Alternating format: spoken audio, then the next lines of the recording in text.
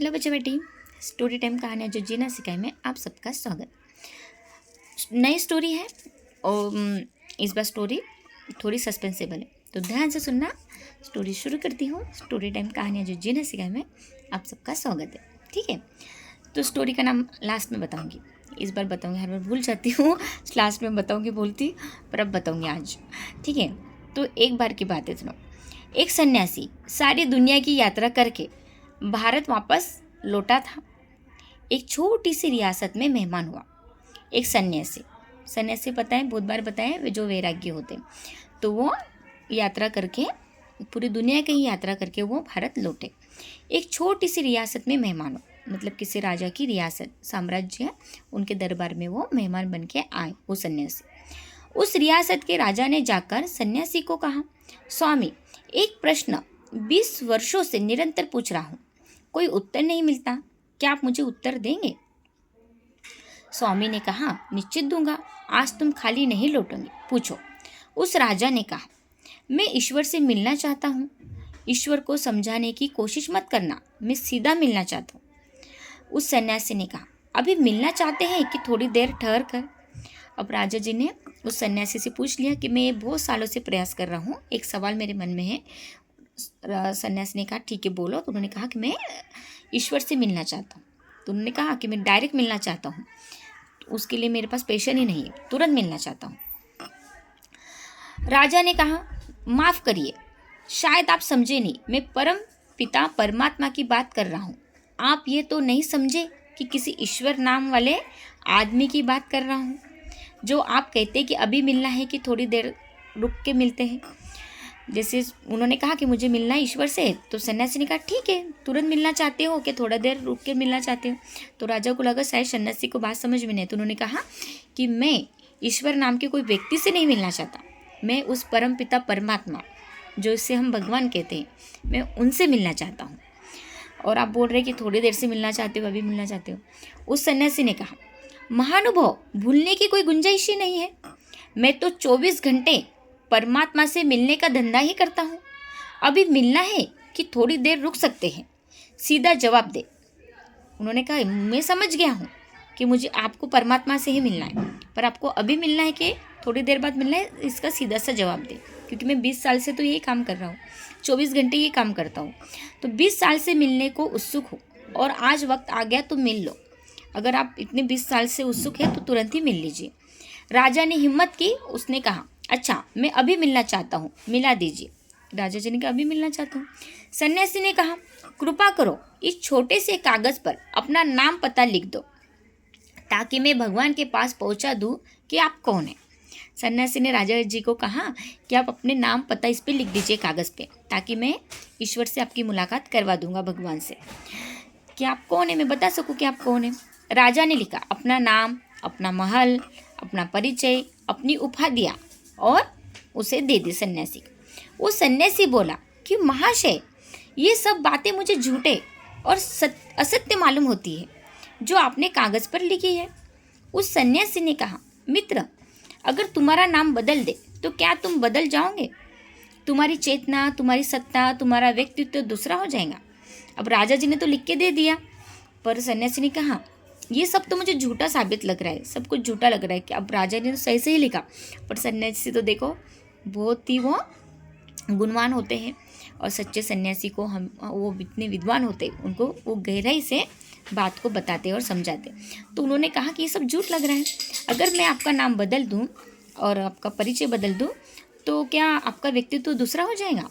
तो उस राजा ने कहा, नहीं, नाम के बदलने से मैं क्यों बदलूँगा, नाम नाम है, मैं हूँ। उन्होंने कहा, ठीक है, ऐसा कुछ नहीं है, नाम के बदलने से मैं नहीं बदलूँगा, नाम तो नाम की जगह है और मैं की जगह हूँ।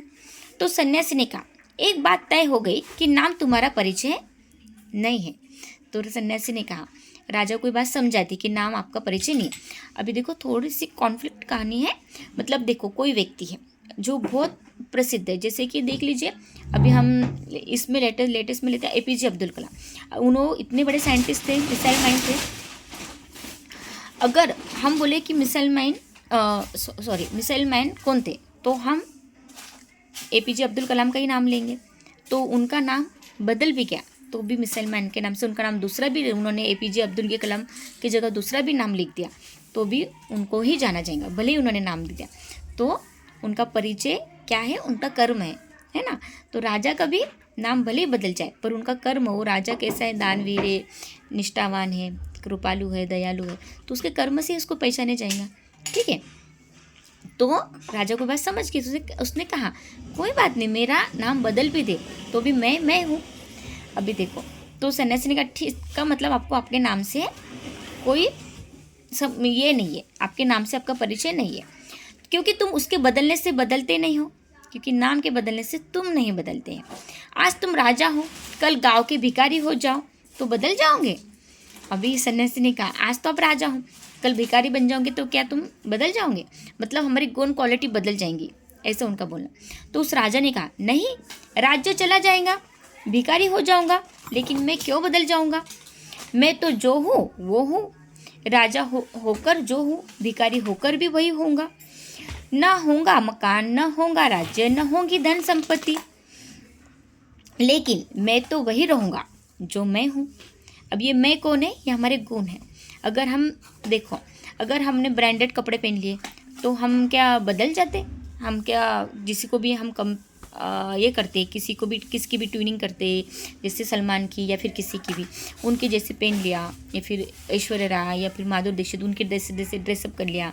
अभी लेटेस्ट रणबीर कपूर या कोई भी आप जैसे करते फॉलो, तो आप तो उनके जैसे नहीं बनोगे, क्योंकि आपको पता है कि आप कौन हो करके।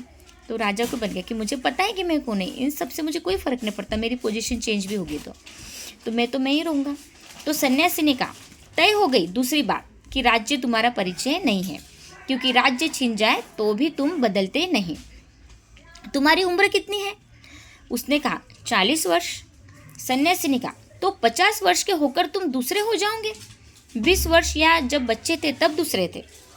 अब उन्होंने कहा देखो, सोचने जैसा क्वेश्चन है कि तो 50 वर्ष के होकर तुम दूसरे हो जाओगे, 20 वर्ष या जब बच्चे थे तब दूसरे थे, जब तुम 50 साल के थे हो जाओगे तो क्या तुम बदल जाओगे? तुम्हारा नेचर बदल जाएगा? या फिर जब तुम 20 साल के थे तब क्या तुम दूसरे थे? अभी आप सोचो, अभी आप जो भी उम्र के हो, इसके पहले आप जो भी थे वही आप अभी हो ना, या फिर इसके बाद आपकी उम्र 10 साल बढ़ भी जाएंगी तब भी आप ही रहोगे, यानी कि आपकी गुण क्वालिटी वही रहेंगी। आपके अंदर का जो है ना, एक जो चीज़ होती है हमारी, तो वो वही रहेंगी ना, वो तो नहीं बदलेंगी। इस पे क्वालिटी पे फोकस दिया, गुण क्वालिटी पे। तो नहीं, राजा ने कहा नहीं, उम्र बदलती है, शरीर बदलता है, लेकिन मैं क्यों बदलूं? मैं तो जो बचपन में था, जो मेरे भीतर था, वो आज भी है। उस सन्यासी ने कहा फिर उम्र भी तुम्हारा परिचय नहीं रहा, शरीर भी तुम्हारा परिचय नहीं रहा, फिर तुम कौन हो? उसे लिख दो तो पहुंचा दूँ भगवान के पास, नहीं तो मैं भी झूठा बनूंगा तुम्हारे साथ, ये कोई भी परिचय तुम्हारा नहीं है। राजा बोला तब तो बड़ी कठिनाई हो गई।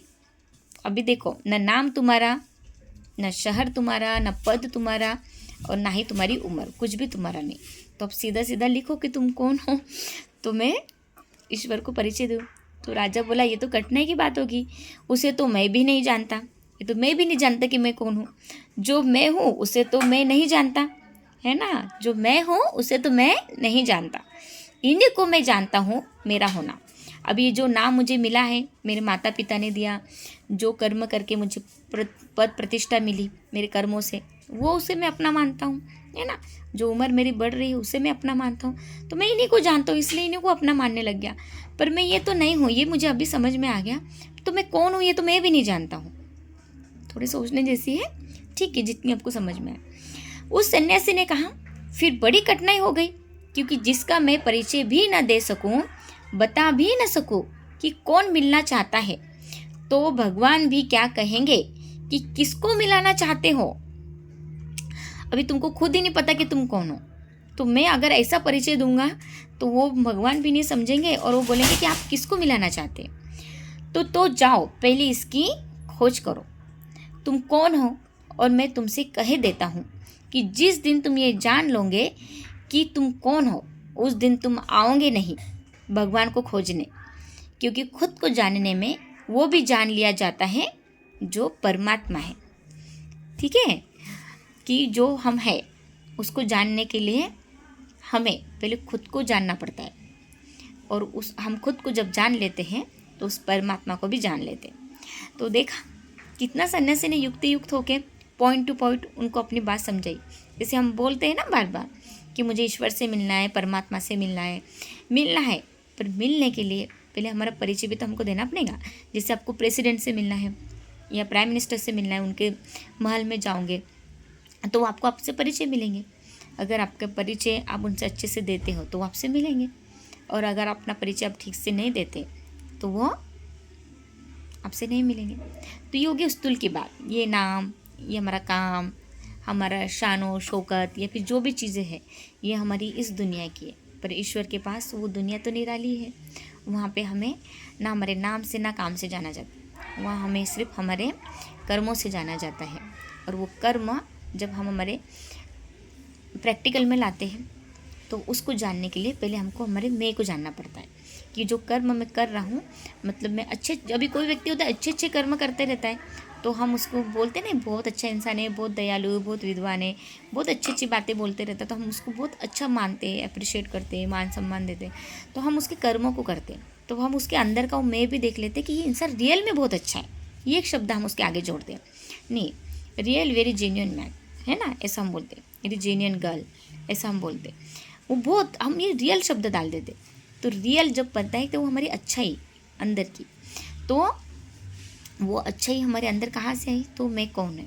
तो ये मैं की परिभाषा में बताई थी पिछले स्टोरी में भी कि मैं यानी कि कौन, जो हर रंग रूप से न्यारा है, जो हर मोह माया से न्यारा है, हर विकारों से न्यारा है, जिसका कोई आकार ही नहीं, वो निराकार, वो हमारी होती है हमारी स्पिरिट है ना, वो सोल है। ये तो हमने जो बॉडी लिया है, हमारा जो नाम घर से मिला, काम हमारे कर्मों से मिला, पद प्रतिष्ठा जो हम दुनिया में जानती हैं, तो ये सब इस दुनिया से जानती है, पर हम कौन है, स्पिरिट है ना।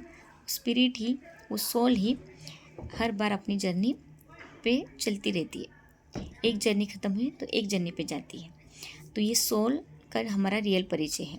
तो इसी के लिए गौतम बुद्ध भी, उन्होंने भी वैराग्य लिया, वो सन्यासी बने यही जानने के लिए कि मैं कौन हूँ।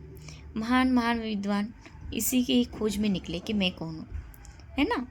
तो अपने अंदर को जानना है, या फिर जो आपको अपने घर वालों ने बनाया है, या फिर हम जो बनते आए आसपास का देख देख के वही मैं हूँ, और क्या वही मेरी सोच है, नहीं, इसके अंदर आप कुछ है। पर इसे पता कैसे चलेगा कि मैं कौन हूँ, तो इसके लिए सिंपल सा है, इसके लिए घर बार छोड़ने की ज़रूरत नहीं, ना सन्यासी बनने की ज़रूरत है हमें, वो उस वक्त की बात थी।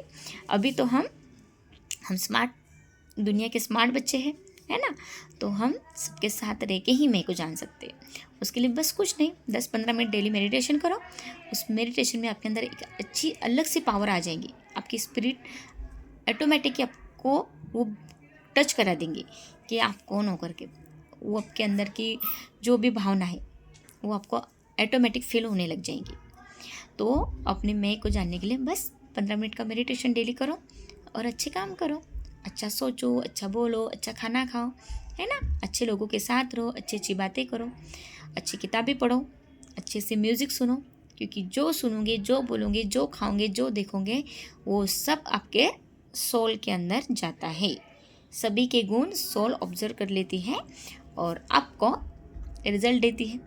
हम बोलते हैं ना, मुझे तो ऐसा नहीं बोलना था, एकदम से बोल दिया, मुझे तो मेरा ऐसा देखने का इंटेंशन नहीं था, पर मैंने देख लिया, तो हम वही ग्रहण करते हैं, बुरी चीज़ें करके फटाक से निकल गया। तो सोल को अच्छा फूड देना है, हमारे माइंड को अच्छा फूड देना, अच्छा देखो, अच्छा सुनो, अच्छा बोलो, सब अच्छा करोगे तो सोल भी हेल्दी रहेंगी और हमारा बिहेवियर भी हेल्दी रहेगा। ओके, थोड़ा टैकल करना मुश्किल हो जाता है, क्योंकि चैलेंजिंग दुनिया है, चैलेंजिंग आसपास के लोग हैं, हमारी परिस्थितियाँ, सिचुएशन होती है, उन सब में थोड़ा सा मुश्किल हो जाता है संभालना सब चीज़ें, पर फिर भी जितना हो सके उतना करो ट्राई। पर इसका मतलब ये नहीं कि अन्याय सहन करना और असत्य का साथ देना, इसको भी ध्यान में रखते हुए अपनी चतुराई और युक्ति से हर चीज़ को हमें खुद के अंदर समझ के निर्णय लेना है। हमारी विवेक बुद्धि से, विवेक बुद्धि मेडिटेशन से एक्टिव हो जाती है। ठीक है, तो स्वस्थ रहो, मस्त रहो और अपना परिचय दो। इस स्टोरी का नाम ये था कि मैं कौन हूँ, तुम्हारा परिचय क्या है। तो हम स्टोरी का नाम यही लिखेंगे कि मैं कौन हूँ। ठीक है, ओके, स्वस्थ रहो, मस्त रहो, बाय।